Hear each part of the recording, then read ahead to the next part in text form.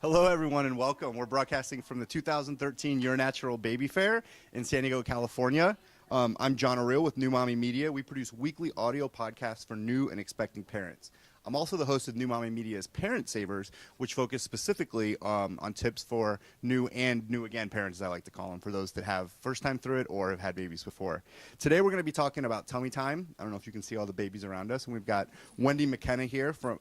She's a doctor of physical therapy and also the owner and founder of Strides Physical Therapy, a pediatric physical therapy clinic in Solana Beach, California. Welcome, Wendy. Thank you so much. Thank you so much for having us, and we're really excited to be here. So today we're just going to run a class, a tummy time class in a shortened version, and we usually start that with introductions. So again, I'm Wendy McKenna. I've been a pediatric physical therapist for 12 years now, and the reason we started this Tummy to Play Everyday class about 2 years ago is because in our practice, we have found that more and more children are being referred for physical therapy when they have no other developmental problems except for the fact that they have not spent enough time on their tummies. And the number one reason is because parents aren't told that babies really need it, or they haven't been explained why it's important. And when they do finally get that message, many times babies don't tolerate it and they're really crying a lot. So that is one of the reasons we talk about happy tummy time, because that's really what's most important. So we're going to go ahead and pass the mic around and let everyone introduce themselves. My name is Rachel Griffin. I'm also a pediatric physical therapist. Wendy and I both created this Move, Play, Grow wellness initiative to help these little babies. So we are so excited to be here, and we have a wonderful set of babies for you today. So go ahead and just tell us who you are and who your baby is, how old they are, if you're doing tummy time, and if so, what have been the successes and or challenges. You can do it. I'm Lori Jenkinson, and this is Miller Jenkinson, and he is just 4 weeks old now, and we are very new to this. He's my first baby, and I've had the pleasure and honor of working with both Rachel and Wendy for the last almost 2 years, so I'm familiar with tummy time and the importance of it. And we try and do tummy time every day for as long as he will tolerate, either on my chest or on the floor or on his daddy's chest or on his daddy's legs, across his daddy's legs. And he seems to really enjoy it, but he doesn't seem to just be pushing up just yet. But I think he's just only 4 weeks, so. That's normal. He's doing great. That's normal. That's what he's supposed to look like. And I'm Kelly McQuaid, and this is Declan McQuaid, and he is 11 weeks, so almost 3 months, and he enjoys tummy time because we've been doing it since the very beginning. He gets a little frustrated after about 10 minutes, so this is kind of where I'm trying to kind of what's the next level of how do we play, and he rolls over, so nice. On cue. Good job, Declan. But we love our tummy time, but we're just trying to figure out what the next level of how to do productive play and increase the development and stuff like that on their tummies. There we go, Deck. Hi, I'm Lamise Farah, and this is Amara Farah. Amara is 5 months old, and we've been doing tummy time since the very beginning, thanks to Wendy's class that we took. And she does really great. I mean, she enjoys it. She gets a little frustrated after about 10 minutes, so we give her a break, and then she goes back on. And the biggest challenge, I think, for Amara has been getting bored, so I always have to keep her stimulated at 5 months, so I have to change toys and all that. Nice. Yeah, this is great. We've got such a nice broad age of the kids, too. So, yeah, I guess tell us a little bit about how a class would go or some things that would happen. Perfect. Great. Thanks. So we like to start about why we're even talking about tummy time at all. And so in the early 1990s, the American Academy of Pediatrics recommended that babies be placed on their backs to sleep in order to reduce the incidence of SIDS, which is sudden infant death syndrome. Now, before that time, babies were actually medically recommended to be placed on their tummies to sleep in order to decrease the incidence of choking on any spit up that may happen. And so before that time, 85% of babies were actually put on their bellies, and then in a 10-year period after the program Back to Sleep came out, 85% of babies are now being placed on their backs. The problem with this and the unintended consequences were that the parents were fearful of placing their babies on their tummies at all, whether awake or asleep, because you can't turn that anxiety off just because they're awake. You know, you think of, oh, on your tummy, SIDS means death, you know, and so you don't want to do that, you know, and so it becomes a position that almost produces anxiety in the parent, and the baby picks up on that. So a lot of babies will hear that from their parent or see that from their parent and say, oh, I shouldn't be comfortable here either. And so it kind of, we all learn from one another. Babies shape us and we shape babies. And so we really need to be comfortable as parents with babies on their tummies as well, and what it looks like and what it's supposed to be. So finally, the American Academy of Pediatrics, after about 13 years, realized, and this is all based on medical literature and peer-reviewed journals, that there was a delay in gross motor milestones, as well as an increase in plagiocephaly, which is the flatness of the head on one side, or brachycephaly, the flatness in the back. And really what happened is because babies have been on their back so much, you know, they went from 16 plus hours a day on their tummies to now lucky if you're getting 20 minutes. Yeah. So you're missing a lot of time on that tummy. And at the same time, our container culture is such that we have so many things to put babies in. So the babies aren't not only not on their tummies, but they're also in things. So they're going from infant seat to car seat to swing to stroller to, you know, whatever else the big box baby stores tell us that we absolutely need to have. And so somewhere along the road, it got lost as to how important tummy time is. And so that's why we are here today. It's why our parents tell us, oh, but you were on your tummies all the time. What's going on? And, you know, and you can tell the parents and grandparents that, yes, that actually was the fact, was the case. You didn't have to do tummy time because there was no such thing as doing tummy time because you were on your tummy. And so now that's why we're doing it. And so what we're really here to do today, and we're really lucky to have such a broad range of kids, is we can show you what normal tummy time looks like. So at 4 weeks, when you're on your tummy, you're not really expecting them to be able to pick their head up. You know, they can pick it up momentarily, they can turn it from side to side, but really what you're seeing is a baby who's still in really nice physiologic flexion, which is basically this baby here, Miller, which is when they are in utero, especially a full-term baby, is smashed in utero. They're smashed with their legs up to their bellies and their arms into their chests. And so when they come out and you put them on the ground, they are still smashed into the ground. And really, the first 3 months of life are all about the transition from womb to world. And we really want to almost recreate the womb environment as much as we can in order to help ease their transition. Because when they come out, babies are rich with sensory receptors. They're taking information in from their eyes and their nose and their mouth and their skin, and they are just sponges, but they can very easily get overwhelmed. And so if we can put them in a place where they're comfortable and have been used to, then that's a great place for them to really learn self-soothing skills and to be able to kind of turn off the world when they need to turn off the world. So on the belly, starting from day one, they get that really nice pressure into their faces and into their hands that mimics what happened in the womb. Versus when babies are on their backs, you know, they start to startle, you know, and their arms fly everywhere. And yeah, you guys take care of your babies. Yeah, definitely take care of your babies throughout. And this is what happens in classes too. Sometimes someone's crying, sometimes someone's eating, sleeping. Normal, right? It's totally It's normal. Absolutely.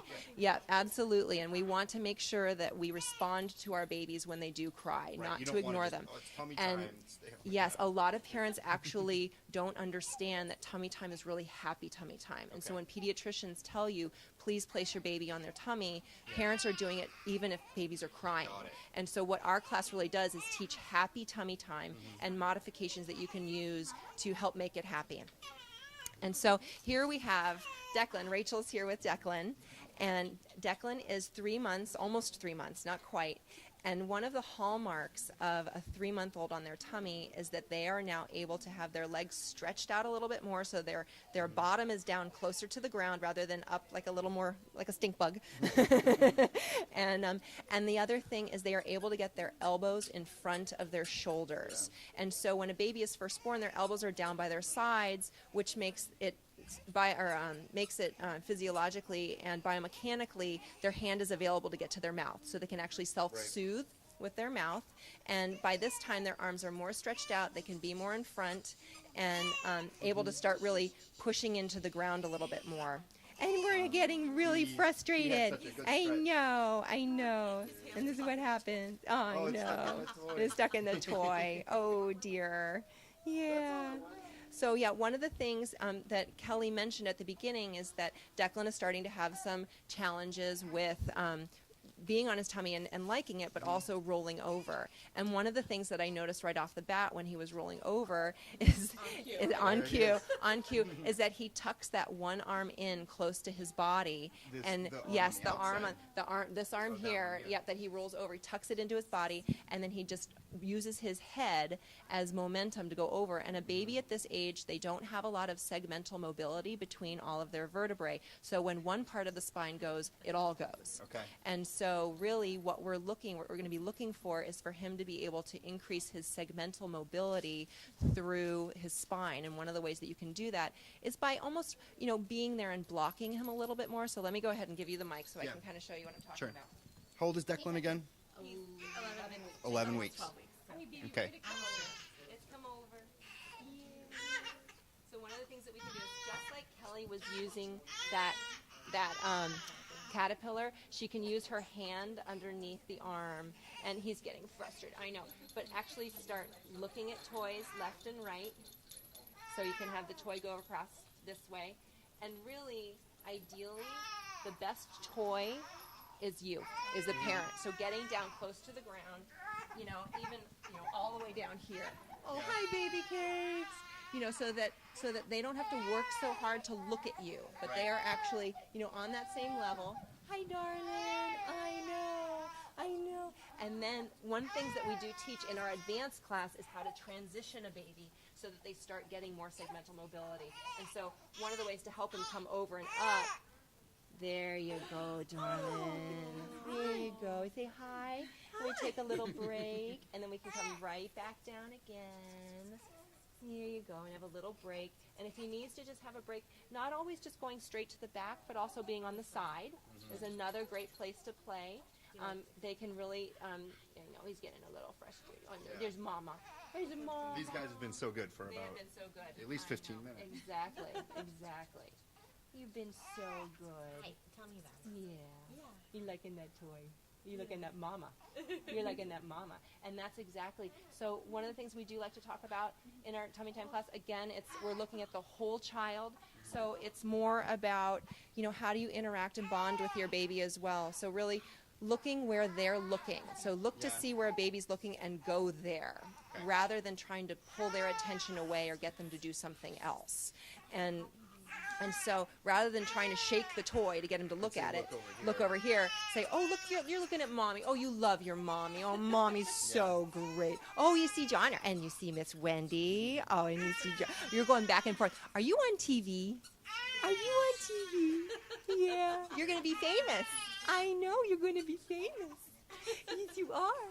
You're going to be famous. Yeah. Good job. Perfect. Yeah. And that's what we do in our class too. As I'm teaching, we'll go around and I'll show through demonstration how parents can interact with their babies as well so that they are engaged. And so how long is each class? Because obviously there's a short shelf life right. for what the babies can do. Right. So each of our classes, our first class, the first timers class, is a 90-minute class, actually. Okay. And so what that really does is it gives Rachel and I a chance to get around to every mom and baby individually, because even though we can talk about modifications broadly, every baby is different, and we really like to get our hands on them to see what works, Yeah. and then we spend time with the parent to show them how it works for their particular baby. And I mean, I can see that 90 minutes would be a daunting commitment with a baby.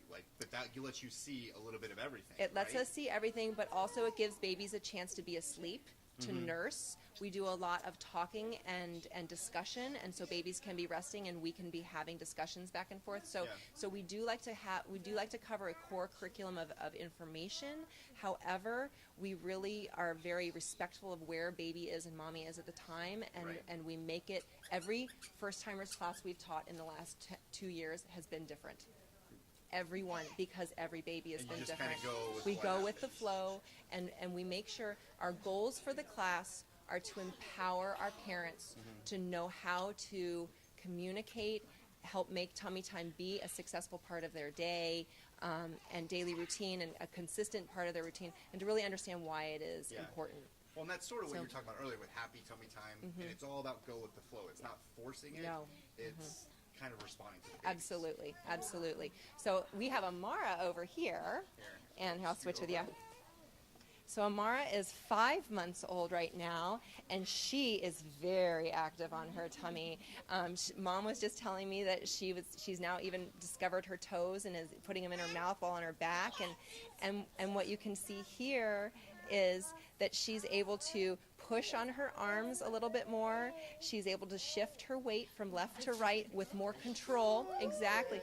And that was a great example with the roll. We saw Declan's roll where his was kind of an uncontrolled roll. He happened to get his arm in and turned his head a certain way, and it made his body go. She had intention with that roll. She was able to stretch her arm out. She kind of got a little bit over there but stopped, and then kind of went a little bit more and then stopped. And so she's got more mobility between all of her segments of her spine, and at the same time that mobility comes along is control of that mobility through the musculus system. And so she's learned to control all of that mobility a little bit more. So some of the hallmark signs of 5 months is that they're really able to push up on their arms, shift weight, reach for toys, and really kind of move around, start pivoting a little bit as, those feet, you see those feet just kicking and pushing into the ground, and really she can know where she wants to go and kind of scoot herself along to get there. And so tummy time really is about what's going to keep her interest there. And so, Lamise was right on when she said, she gets bored because, she's got to, be able to do something. And so, again, being down on the floor with your baby is wonderful. Whatever toy that it is that's down there, you want to make sure that you're helping her make sense of that toy.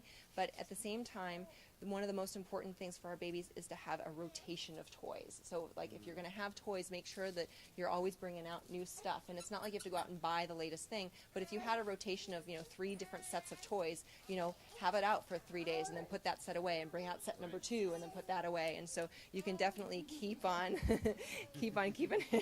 keeping her very interested.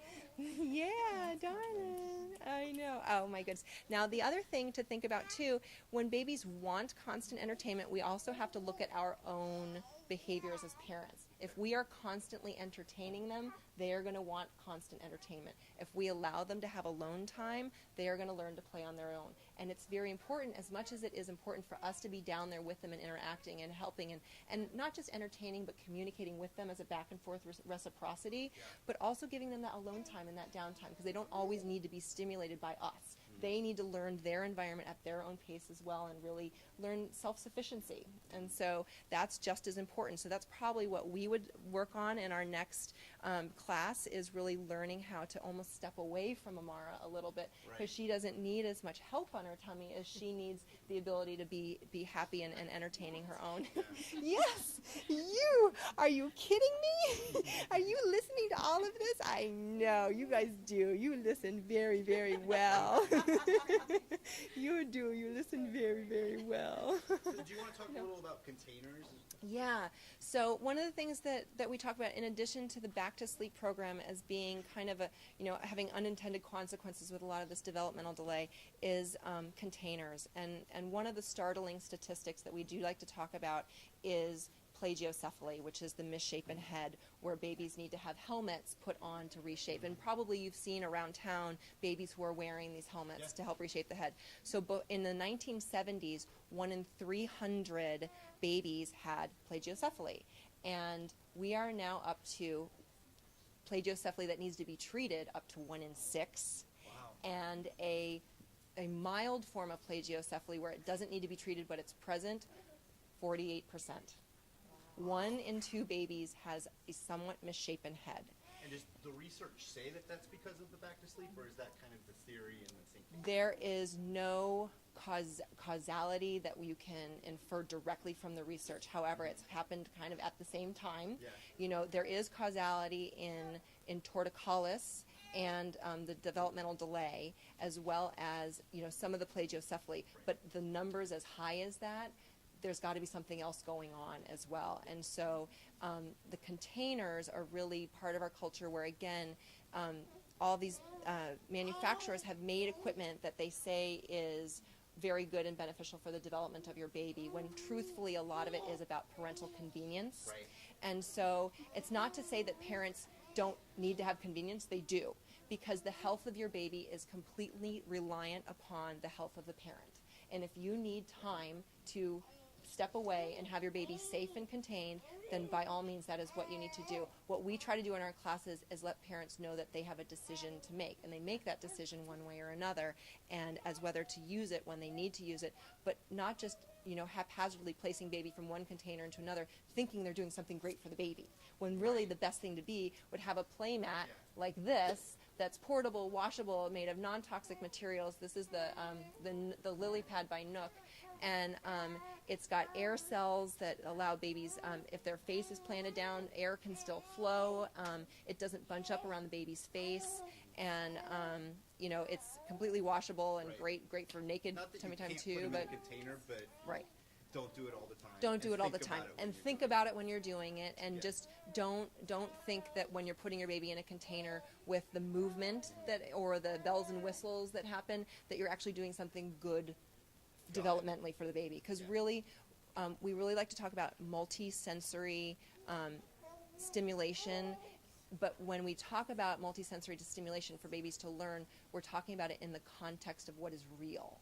And so what is real is your interaction and your communication with your baby, and how you are teaching, or any loving adult is teaching the baby about the world. So a multisensory environment would be you wearing your baby out for a walk. They're feeling your movement back and forth. They're making the adjustments with their body back and forth. You stop. You look at the flowers, you go down and touch the flowers, you smell the flowers, you talk about the flowers, and you're doing that over and over. And that is getting their sight, their interest, their communication and bonding with you. When you put a baby in a container that, does automatic, figure eight or back and forth or has the bells and whistles, there's no context with that. It's just passive movement.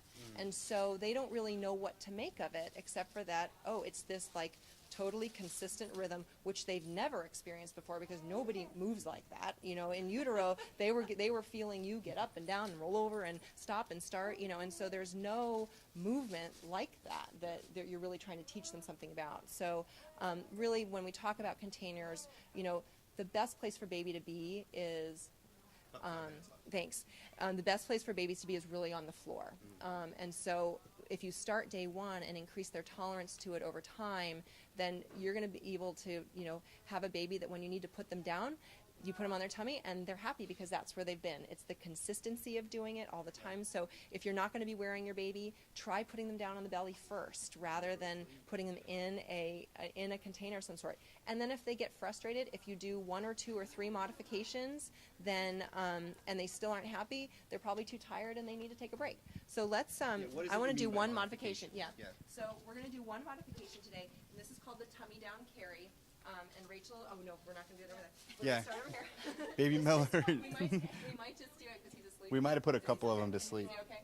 Yeah. Well, so He's about to he's go. half asleep. Okay, so we'll just start with Amara. Amara, you're going to get to be all 3 ages, okay? So since we have 3 babies here, Let's see if Miller can make it. we'll start with what a newborn would look like if she'll let me get her there. Is Miller ready? So We got Miller too. Oh, we have Miller too. Okay, so we'll start with Declan a little bit. Okay, so Declan, who is over here. Oh, are you going to wake up too? Okay, we'll start with Amara. All right, everybody's waking up. All right, so Amara, we're going to go backwards. So this is the tummy down carry, and this is one way that you can do tummy time. You can see that there is weight through the tummy onto my hand, as well as gravity pulling them down to the floor, such that they have to lift up their head against gravity.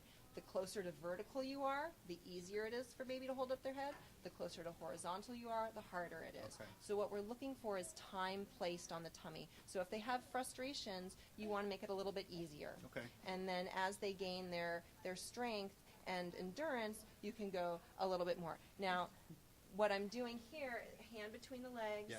onto the rib cage, so that we really aren't on the tummy letting the rib cage hang off. So we really want to capture that rib cage. And then with her, the elbows can absolutely be in front of the shoulders. Now I'm not going to be able to move around too much because we're on a mat here, but this is a great position and this is a great age to kind of go a little bit crazy flying around the house. So I Have mean, some fun. you can stop, start, turn, runs, go down to go down to surfaces and get the hands down a little bit there, and then come back up again and she grabs things. Yeah, so I'm just we can gonna go grab get this. things and then and this is a great age that they're starting to pick up and drop. So if they're going to drop it, go down, pick it up, and come up, and they drop it again. So you can rock with them. You can do all sorts. A lot of times you want to make sure if you do that a couple times, you want to look at their face to make sure that they're handling it Yeah. okay, that it's not too much. She's doing Do you good. like that? All right, do you want to try to get one more Yeah, in we'll for? do one more. Yep. All right. Okay, here we Maybe go. we can get fit both. We'll Yeah. try. Okay. Let's do quick. Okay, if he spits out, we'll deal. All right, so with Declan, we would be a little bit more gentle. Let his elbows come in front or at his shoulders, but not stretched out a little bit more. But the handhold under the tummy is the same. Again, he can fly around the house, but not as crazy. Yeah. Just a little bit more. And then constantly going up to a mirror or looking at his eyes, bringing him up here And more to see. upwards, like you were And you saying. don't even need to be more upward. You can be horizontal, but just understanding that if baby's still not tolerating it, the more vertical you are, the easier it is. Okay. Okay? All right, Miller. All right, let's see So how you know baby what? Miller's doing. Lori you can just pan over to Lori. Great. Lori's doing tummy time pretty good here. I would just have your arm, Lori, just come a little bit forward so that you're supporting his head a little bit more, but kind of keep him hugged into you. Yeah, his arms should be by his side. So Yeah. he's kind of wrapped Yeah, in like this. So at 4 weeks, babies don't have their elbows in front of their shoulders yet. So you don't want to stretch them out before they're ready to be stretched Okay. out. Well, I think that's great. I want to say thanks to all of you for joining us today, and I think the babies were great. Good Yes, job, they and were. I know you guys are Yay. used to it. As far as Move Play Grow goes, for those of you in San Diego, I know that you're offering a deal where if you can get $5 off a class or $10 off a consultation, if you mention Parent Savers or New Mommy Media. So if you're local in San Diego and interested in doing that, please do that. But for those, We also have online consultations as well. So that can be anywhere. Yes. Oh, Yes. Yeah, that's Mhm. great. And so then that deal applies. Yes, Mention Parent Savers or New absolutely. Mommy Media. All right. Well, thanks so much, guys. So for you, make sure you're checking out all of our shows. We've got Parent Savers. We've also got Preggy Pals and the Boob Group. We're broadcasting live from Your Natural Baby Fair 2013. If you are watching us live, you can save 50% now on all of our club memberships across any of our shows. So it's a great time to join and check out what's going on. So, you need a code for that, right? Yeah, YNBF2013. That's going to be listed on our website as well. So for links to all of our shows and all the stuff that Wendy's talking about and all the moms, so come to newmommymedia.com or parentsavers.com. Thanks again so much for joining us, such cute babies, and we'll see you guys with the next show where we're going to be talking about baby sign language.